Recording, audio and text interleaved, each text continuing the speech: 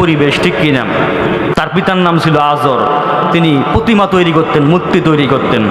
এইরকম সময় হযরত ইব্রাহিম আলাইহিস সালাম একদিন খুঁজতেছিলেন, তার রবকে খুঁজতেছিলেন যে আসলে আমার রবকে। কেউ বলতেছে নমরুদ খোদা বলে মানতেছে, এই মূর্তিকে খোদা বলে মানতেছে, তাকে সিজদা করতেছে। আসলে প্রকৃতপক্ষে আমার রবকে, তিনি রব খুঁজতেছিলেন। এই অনুসন্ধান পরিচালনাকারীন একদিন তিনি রাতের বেলা আকাশে তারকা খেয়াল করলেন। ইতিপূর্বে এইভাবে খেয়াল করেন নাই, অনুসন্ধান চোখে এইভাবে খেয়াল করেন নাই। হঠাৎ করে দেখলেন রাত্রিবেলা আকাশে সূর্য উদিত হয়েছে। ফালাম্মা জান্না আলাইহিল লাইলু রাআ কাওকাবান ক্বালা হাযা রাব্বী। হযরত ইব্রাহিম আলাইহিস সালাম যখন আকাশে তারকা উদিত দেখে বললেন, হাযা রাব্বী, এটাই মনে হয় আমার রব। কিন্তু কিছুক্ষণ পরে তারকা অস্তমিত হয়ে গেল, ডুবে গেল। ফালাম্মা আফালা ক্বালা লা উহিব্বুল আফিলিন। হযরত ইব্রাহিম আলাইহিস সালাম বললেন, যে জিনিস অস্তমিত হয়ে যায়, ডুবে যায়, সে জিনিস কখনো রব হতে পারে না, আমি তাকে পছন্দ করি না। বলেন সুবহানাল্লাহ। যে জিনিস অস্তমিত হয়ে যায় আমি তাকে পছন্দ করি না। কিছুক্ষণ পরে আবার দেখলেন আকাশে চাঁদ উদিত হয়েছে। ফালাম্মা রাআল কমারা বাযিগান ক্বালা হাযা রাব্বী। চাঁদ উদিত দেখে চারটা তারকা আসছে, চাঁদ বড়। বললেন এটাই মনে হয় আমার রব, হাযা রাব্বী, এটাই আমার রব। কিন্তু সকাল হতে না হতেই চাঁদ অস্তমিত হয়ে গেল, ডুবে গেল। ফালাম্মা আফালা ক্বালা লাইন লাম ইয়াহদিনি রাব্বী লাআকুনান্না মিনাল কওমিদ দাল্লিন। হযরত ইব্রাহিম আলাইহিস সালাম বললেন,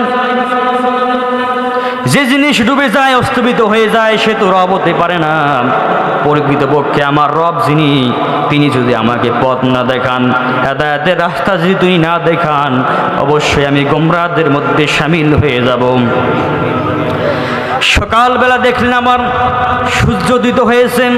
ফালাম্মা রাআশ শামসা বাযিগাতান ক্বালা হাযা রাব্বী হাযা আকবার।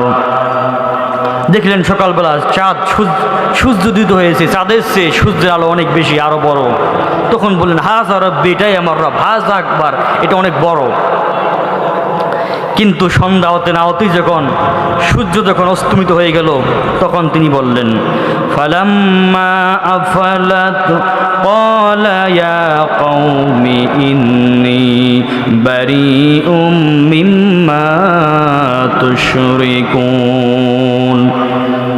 ও আমার জাতির লোকেরা, তোমরা যার সাথে শরীক করো, যাকে তোমরা আল্লাহর সঙ্গে শরীক করো, আমি তোমাদের মতো মুশরিক নই, আমি তোমাদের মতো মুশরিক নই, আমি আমার রবের দিশা পেয়েছি। সুবহানাল্লাহ বলেন।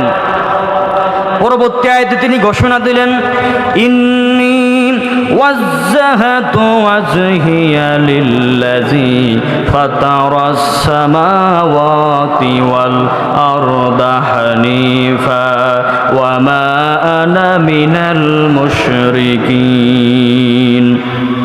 আমি আমার চেহারাকে সব দিক থেকে ফিরিয়ে সেই রবের দিকে ফিরিয়ে দিলাম যিনি আসমান জমিন সব কিছু সৃষ্টি করেছেন। আমি আমার চেহারাকে সেই দিকে ফিরিয়ে দিলাম, আর আমি তোমাদের মতো মুশরিকদের অন্তর্ভুক্ত নই। বলেন সুবহানাল্লাহ। রবকে তালাশ করলে রব পাওয়া যায়, ঠিক কিনা? তাওহীদকে খুঁজতে হয়, আল্লাহকে খুঁজতে হয়। আল্লাহ পাকের ছেলে মেয়ে নাই, তার নাতিপুতি নাই, এগুলো তার প্রয়োজন নাই, বরং তিনি সব কিছুর স্রষ্টা, ঠিক কিনা? আল্লাহ পাক তার পরিচয় ছোট্ট একটি সূরার ভিতরে সুন্দরভাবে তার পরিচয় উপস্থাপন করেছেন। আল্লাহ পাক বলেন, হাবিব আপনি বলেন, কুল হুয়াল্লাহু আহাদ। জানেন আপনারা?